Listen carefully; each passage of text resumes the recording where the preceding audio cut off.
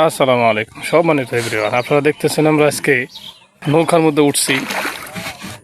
তো যখন উঠছি দেখলাম তখন রোদ ছিল না, এখন আবার দেখি প্রচণ্ড রোদ। তো এই জন্য তাড়াতাড়ি এখান থেকে চলে যেতেছি আমরা। তো নৌকায় উঠে ঘুরতে কিন্তু ভালোই লাগে, কিন্তু যদি রোদটা না থাকতো তাহলে হয়তো আরও ভালো লাগতো।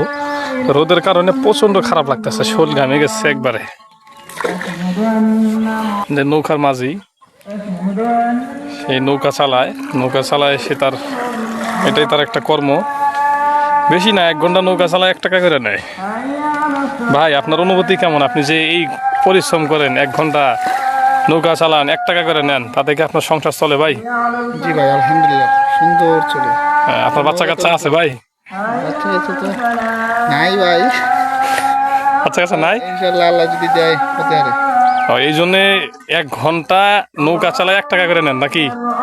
এই জন্য সংসার চলে। ঠিকই আছে। তো আপনারা সবাই নৌকার মাঝের জন্য দোয়া করবেন।